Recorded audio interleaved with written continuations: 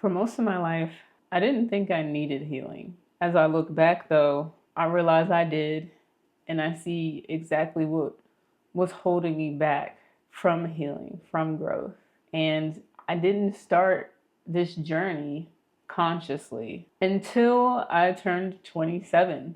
One of the main reasons that took me so long to start this journey were societal standards, were my environment and conditioning.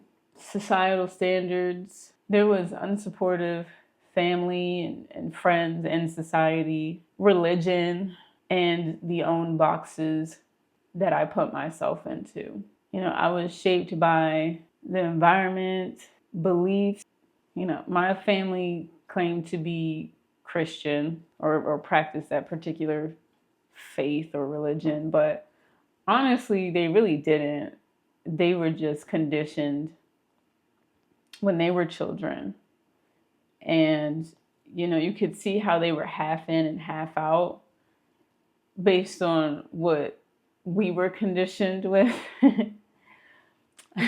But that religion taught me fear. It taught me how not to know myself. It basically scared me away from any journey of self-healing. One thing I remember more clearly than ever was no one is better than God. Don't you dare compare yourself to God. That is blasphemy. And looking back, I think that entire premise just drills into you unknowingly to not look for self. Because self is an extension of God. So if you don't believe that you could be anything like God, how do you even start? I was taught emotional numbness from my family and society. We didn't talk about our feelings. You didn't display what's going wrong. You just shove it all down and, get to your program.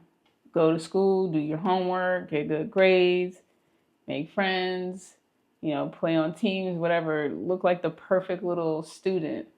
That's the programming as a child. And then you graduate college or maybe high school, and then the next program is go to work, get a good paying job, buy the house, have kids, have a partner, and then you do that for the next 40 or 50 years. So there was lots of societal standards and boxes that I was attempting to fit in, none of which supported the journey of healing physically or spiritually.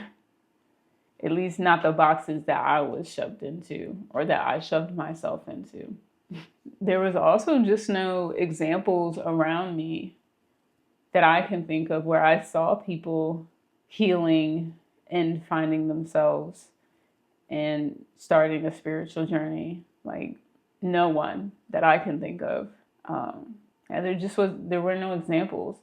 And, there was probably some online, but I didn't even know that existed. So I didn't even know how to look for it, if that makes sense. But that's just the external factors that slowed me down from getting on this path.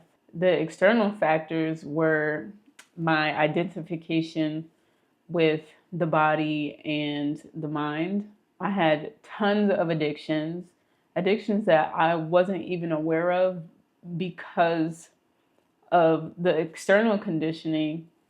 It wasn't in my belief system that those things could be addictions. And I also didn't understand the law of attraction. So everything I was thinking and thought, belief systems, feeling, was attracting my reality. And at that time in my life, from I don't know, maybe 18 to 26, I was not thinking happy thoughts. I'll just keep it at that. I was very pessimistic, fear-driven, and just the world is ending.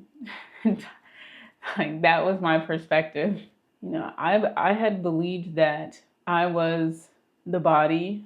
I didn't even recognize that the mind was separate from me, during the first 26 years of my life. So a lot of the times when I was trying to begin this journey that I didn't even know I was on, because you're on it from birth, but I just didn't take it. I wasn't aware of it. I wasn't conscious of it until around 27. But I would try to do things. Like I remember trying to go vegetarian. I was trying to make a health change. This was like, maybe I was like 23, 22. And I remember just having a battle now, realizing with my mind. I was like, why do I keep doing this? This is not what I want to do. I don't understand. Like, why am I not going to the gym consistently? Like, why am I not doing what I want to do? It was because I was battling with the mind, which was like, at that time, untrained, just willy nilly. Ego was in charge doing whatever the hell it wanted. And I had no idea that I was separate from it. So, I was just listening blindly. I was on autopilot and didn't know how to get off. There was zero separation between me and my survival programming. The unknown addictions, I was aware of, don't smoke cigarettes, drinking every day is bad for you. The super harsh ones, meth, cocaine, blah, blah, blah, all that, the ones that they teach you about in high school, essentially. If you did the ones that are accepted, such as like alcohol and weed, I held the belief that if you just did them occasionally, and what people say is moderation, then it's fine. So I moderately drank and I moderately smoked. And then my moderately drinking became every day when COVID hit. I was so bored, I didn't know what to do. So I started drinking more. And then I realized I couldn't stop. Addictions like that started to take a heavy presence in my life. I started to smoke or take edibles more and more. And what I didn't even recognize was an addiction was food. I was using hella food to comfort me and the emotions that I didn't understand, which all leads into the law of attraction. The addictions plus the identification with the mind and the body, there was a lot of dis-ease between what I wanted and what was happening in my reality. I was unhappy, unsatisfied. Honestly, I would go as far to say miserable. I was depressed. And at some points I was considering like, is this it? Because if this is what life is, I was like, I want no part of it. I definitely started to feel that way towards the end. And all of those were leading to negative thoughts, negative feelings. So I was attracting even more of that. And I didn't even know or understand that because I never heard about the law of attraction. And when I did, I only heard it in like manifest your destiny. And I was very against spirituality because of religion. I had felt like I escaped that. I didn't want to go anywhere near anything that sounded like religion again. In ignoring spirituality, which I feel like is me, I was heavily focused on just doing. Like I'll work hard and get my way to things. And it worked to some degree, but I was not happy whatsoever.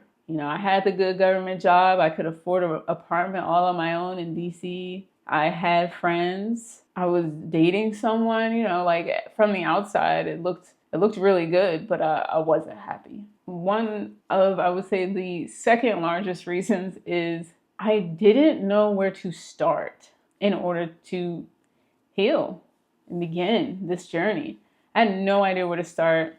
I had no trust. I had no faith and was very skeptical of anything because I just didn't want to fall back into anything that was giving me religion vibes. So I remember anytime, my wife would be meditating and she would tell me like her experiences during these meditations, and I was like, yeah, okay. Oh, okay, whatever. Anytime somebody talked about God, I remember I would just tell them, or I wouldn't tell them, but I would think like, yeah, they're just saying this to make themselves feel comfortable because they can't live with the fact that there's nothing here. We just are born and we die. Simple as that. Like that was my belief. Since I couldn't remember anything, I was like, it's probably just like that when we die. Like there was nothing and I'll just be nothing. So I had no idea where to start, and I had my prior belief systems still impacting the decisions I was making. So even when I started to kind of find something, I wasn't sure how to tell, like, is this a source that I can trust, or is this something trying to manipulate me? Now I know how to navigate that, but at the time I just really didn't. And honestly, with all the commercials, ads, marketing, and all this other stuff, and how our government and corporations bury information, it was hard, and I didn't know what I was even looking for. So trying to find trying to find like stuff about the law of attraction that wasn't just like woo woo bullshit where somebody was just trying to, sell a quick book for some money, but actually no real substance to the material. I found it difficult. I had no idea where to start. And again, I didn't have anybody in my direct community where I could have asked, hey, where do I start? And it never occurred to me to like get on YouTube and all those other social medias, and until I was much older, because I just wasn't on those things. I was too busy slaving, honestly, being a slave to the system. So again, I didn't start doing all this and looking more into it until around 27. So what happened at 27 that finally kicked this journey off? And it wasn't really even at 27. I was 26. So we had a family dog named Dallas. Post him up here. My beautiful brother, my beautiful gift. Sim, I have no idea. Damn. I still just think of like I have tears when I think of him, but it's like it's tears of joy because he led me in this direction. If it weren't for him, maybe there would have been another gift, but he was the gift that I opened, and I'm just so grateful for him because he really kicked off this journey for me. But my mom ended up visiting me when I was living in North Carolina for Christmas, and she brought down the dogs, Bentley and Dallas. And I remember looking at Dallas and I was like, whoa, he does not look good. And I remember locking eyes with him, and I felt he didn't say anything, or I didn't hear anything. But on an energetic level, I could, like, we spoke. He was telling me that this is it. Like, this is it. I'm about to go. And I looked at him and I remember like texting my sister, like, Dallas do not look good. I think you should get over here and, see him, because I wasn't sure how long he was going to last. And he ended up passing early that morning, and it was Christmas Eve, and that was traumatic. That was traumatic as hell. I've never went through that before. That was the first animal companion I ever had in my life.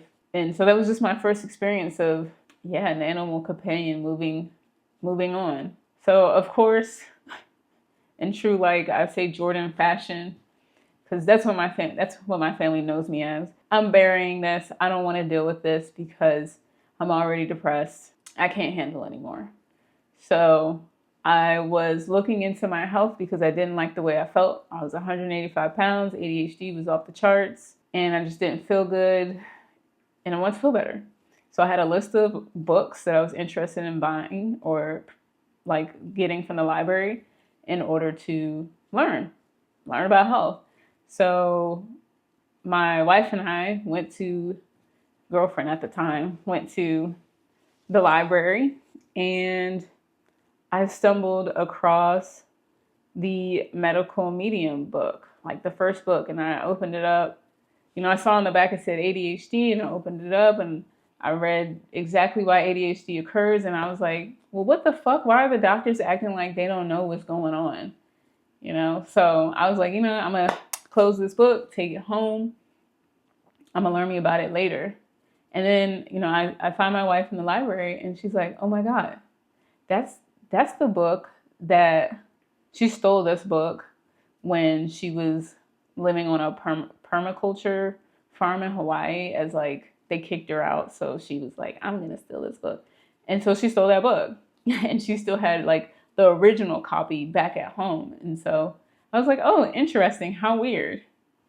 And, took it home. I opened it up. And at the beginning, he was like, spirit of compassion tells me this information, yada, yada. I was like, what in the fuck? I just wanted facts. I just wanted like science because I just didn't trust anything spiritual. But long story short, I gave it a chance and it led me here. And I really do attribute that to Dallas's passing, because I would have not been in that library. Like, the library was a complete distraction from what had happened. And, I read somewhere that when I was learning about death, that death is really a gift if you allow it to be. And when I started to look at death from that perspective, it no longer hit the way it used to, which was like just straight negative. Now I saw where Dallas led me. Now I saw where my grandmother led me. Like, seeing her health dwindle and the way she left this world in that particular body, I was like, I do not want that for myself. That's what even led me to start wanting to look into health in the first place. And then Dallas, like, wanting to ignore the pain that I was feeling at the time, I ended up being at the library. I didn't even go to the library. I had trauma with libraries because I was once, my stepmother just left me at the library one time. I didn't have a phone or anything, and I was just there for, I don't know how, like hours. I didn't have any lunch or anything like that, so I was hungry. And then I was like, are they gonna come pick me up? They did. And so I just didn't even go to libraries. I was like, nope, I don't fuck with libraries for that. Didn't even realize. So, like, the fact that I was there was just a miracle in itself. So that's how I like to look at death now. Like, what gift did I receive from this? But all those events sent me on a journey of finding self. Once I found those books, I was like, there's got to be more out there. It can't just be Anthony Williams. And it wasn't. I started finding so many other sources, mostly in books. I'm not going to lie. Like, the majority of the information I find that is substantial is through reading. Yeah, at this point, I was sick and tired of being sick and tired.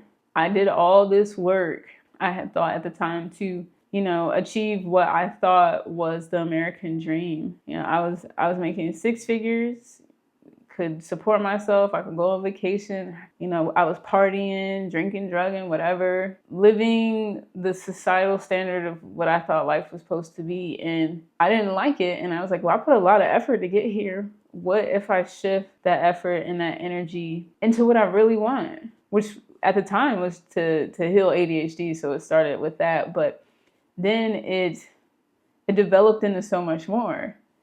After realizing I could heal ADHD with just fruits and vegetables, I was like, and refraining from putting other things in my body. I was like, what else can I do? And then I found the breatharian journey. And then I was like, whoa, how is this possible? And then I just started digging more and more. I became curious again. I was like excited about life. I just want more. I just keep wanting more. And it makes sense because I always want to feel good. And all this information, this entire path, this journey only makes me feel better. I only feel better. I read in one of the books the other day, I forget which book, but it said, understanding this information that you are supported by the universe, that you are an extension of God, helps you, it makes you feel comforted, yet, and also exhilarated, because there's so many possibilities, there's so many potentials. And suddenly life is not miserable anymore. Life is exciting. I don't know what's going to happen next. I just know as long as I stay down this path, focusing on my state of being, making sure that it's positive, that I feel good, that my thoughts are a reflection of the reality that I want, I know life's going to be good. I'm no longer in the trenches of fear and anger. And oh man, I'm just so grateful for that.